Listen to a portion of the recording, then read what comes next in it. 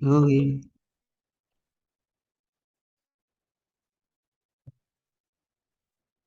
Oke, Assalamualaikum warahmatullahi wabarakatuh. Selamat malam. Di sini kami akan mempresentasikan hasil diskusi kami mengenai topik yaitu korelasi. Nah, nantinya nantinya kita akan membahas atau cakupan materinya yaitu yang pertama itu ada pengertian korelasi, kemudian kedua itu arah peta dan angka korelasi, kemudian ketiga itu proses dasar penelitian korelasi, kemudian keempat aplikasi teknik analisa korelasi, kemudian kelima kelebihan dan kelemahan. Nah, sebelum memulai mungkin eh, eh, perkenalan dulu ya. Saya perkenalkan nama saya Cesario Trirarja, kemudian ada Savana Sersania, dan juga ada Asriani Dewi Saputri. Nah, materi pertama akan disampaikan oleh Savana. Ya, terima kasih Mas Rio. Berikut ini adalah pengertian korelasi.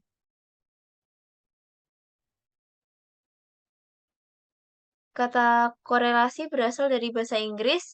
Correlation dalam bahasa Indonesia diterjemahkan dengan hubungan atau saling hubungan atau hubungan timbal balik. Dalam ilmu statistik, istilah korelasi diberi pengertian sebagai hubungan antar dua variabel atau lebih. Menurut Sudijono tahun 2008. Lalu menurut Peter tahun 2009 mengemukakan bahwa hubungan antar dua variabel dikenal dengan istilah bivariate correlation. Sedangkan hubungan antar lebih dari dua variabel disebut multivariate correlation. Penelitian correlation adalah penelitian yang dirancang untuk menentukan tingkat hubungan variabel-variabel yang berbeda dalam suatu populasi. Sifat-sifat perbedaan kritis adalah usaha untuk menaksir hubungan, menurut Fox tahun 2008. Next.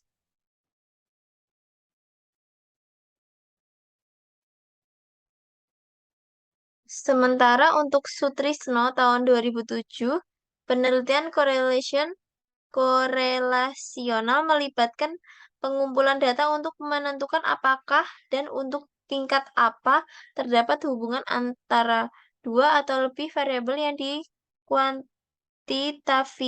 kuantitatifkan. Tingkatan hubungan diungkapkan sebagai suatu koefisien korelasi, yaitu alat statistik untuk menerangkan keeratan hubungan antara dua variabel atau lebih. Jadi, penelitian korelasi atau korelasional ialah suatu penelitian untuk mengetahui hubungan dan tingkat hubungan antara dua variabel atau lebih tanpa ada upaya untuk mempengaruhi variabel tersebut. Next.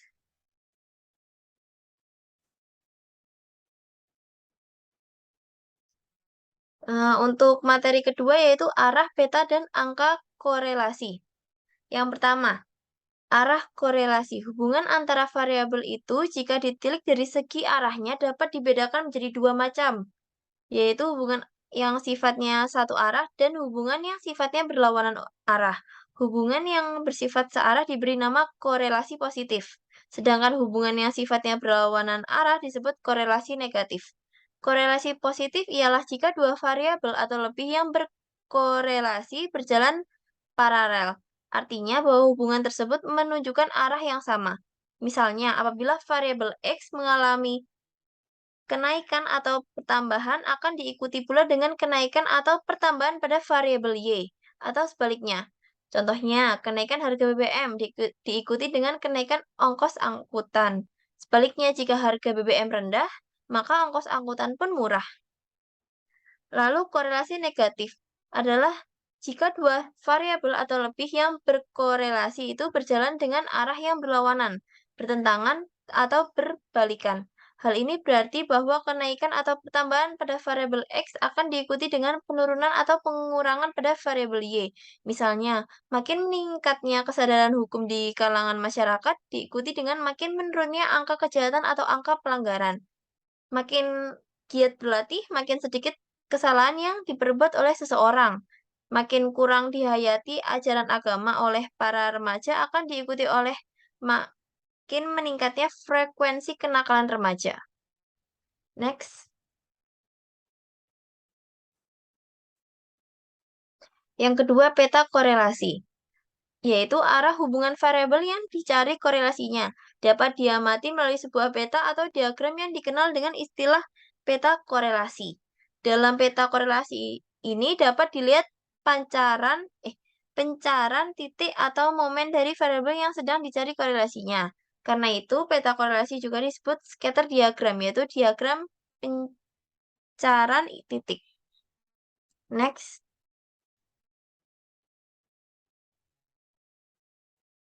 Baik, yang ketiga yaitu angka korelasi. Angka korelasi yaitu tinggi, rendah, kuat, lemah, atau besar kecilnya suatu korelasi dapat diketahui dengan melihat besar kecilnya suatu angka atau koefisien yang disebut indeks korelasi atau coefficient of correlation. Jadi, angka indeks korelasi ialah sebuah angka yang dapat dijadikan petunjuk untuk mengetahui seberapa besar kekuatan korelasi di antara variabel yang sedang diselidiki korelasinya. Next. Baik, untuk materi selanjutnya akan dilanjutkan oleh Mbak Dewi. Oke, terima kasih Mbak Safwana. Materi selanjutnya yaitu proses dasar penelitian korelasional.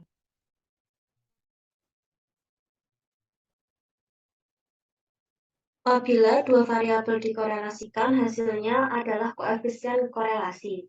Suatu koefisien korelasi disimbolkan dengan angka desimal antara 0,00 dan plus 1,00 atau min 0,00 dan minus 1,00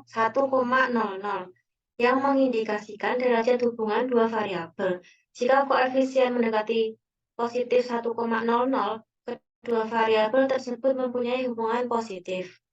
Hal ini berarti bahwa seseorang dengan skor yang tinggi pada suatu variabel akan memiliki skor yang tinggi pada variabel lain, dan seseorang dengan skor rendah pada suatu variabel akan memiliki skor yang rendah pada suatu variabel yang lain. Suatu peningkatan pada suatu variabel hubungan atau diasosiasikan dengan peningkatan pada variabel lain. Jika koefisien korelasi tersebut mendekati 0,00, kedua variabel tidak berhubungan. Hal ini berarti bahwa skor seseorang pada suatu variabel tidak mengindikasikan skor orang tersebut pada variabel lain. Selanjutnya yaitu aplikasi teknik analisa korelasi. Yang pertama yaitu korelasi product moment. Product moment correlation atau product of the moment correlation adalah salah satu teknik untuk mencari korelasi antara dua variabel yang kerap kali digunakan. Teknik korelasi ini dikembangkan oleh Kraft-Pearson yang karenanya sering disebut dengan istilah teknik korelasi Pearson. Sedangkan disebut product moment correlation karena koefisien korelasinya diperoleh dengan cara mencari hasil perkalian dari momen-momen variabel yang dikorelasikan. Aplikasi teknik yang kedua yaitu korelasi tata jenjang. Korelasi tata jenjang yang disebut dalam istilah bahasa Inggris rank difference correlation atau rank order correlation digunakan untuk menentukan hubungan dua gejala yang kedua-duanya merupakan gejala ordinal atau tata jenjang. Aplikasi teknik yang ketiga yaitu point biserial correlation atau correlation point biserial digunakan apabila kita hendak mengetahui korelasi antara dua variabel, yang satu berbentuk variabel kontinu yang sedangkan yang lain variabel diskrit murni. Oke, materi selanjutnya akan disampaikan oleh Mas Cesario. Oke, terima kasih. Kemudian kita akan membahas kelebihan dan kelemahan. Next. Yang pertama itu kelebihan. Jadi kelebihan dari penelitian korelasi ini yaitu peneliti dimungkinkan untuk mengukur beberapa variabel dan hubungan secara simultan. Nah, simultan ini sendiri itu eh, terjadi secara bersamaan, tidak saling menunggu. Kemudian kelemahannya yaitu dari penelitian korelasional yang perlu diperhatikan oleh para peneliti adalah bahwa dengan penelitian korelasi hanya mengidentifikasi apa yang terjadi tanpa melakukan manipulasi dan mengontrik variabel. Di samping itu, penelitian tersebut tidak dapat membangun hubungan sebab akibat. Next.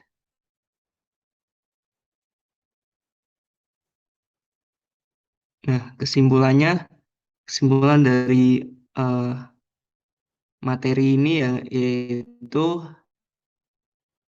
pengertian penelitian korelasional adalah penelitian yang dirancang untuk menentukan tingkat hubungan variabel-variabel yang berbeda dalam suatu populasi. Kemudian yang kedua, yang tadi sudah disebutkan oleh Mbak Sawana tadi, yang sudah dijelaskan, hubungan antara variabel itu jika dilihat dari segi arahnya dapat dibedakan di dua macam, yaitu hubungan yang bersifat searah, kemudian diberi nama korelasi positif, sedangkan hubungan yang sifatnya berlawanan arah disebut korelasi negatif. Nah, arah hubungan variabel yang dicari korelasinya dapat diamati melalui peta atau diagram yang dikenal dengan istilah peta korelasi.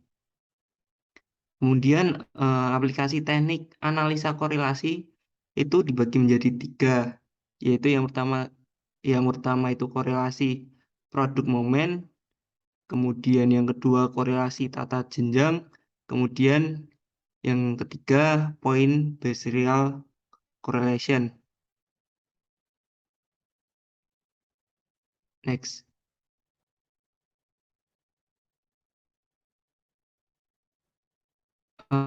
Oke, terima kasih.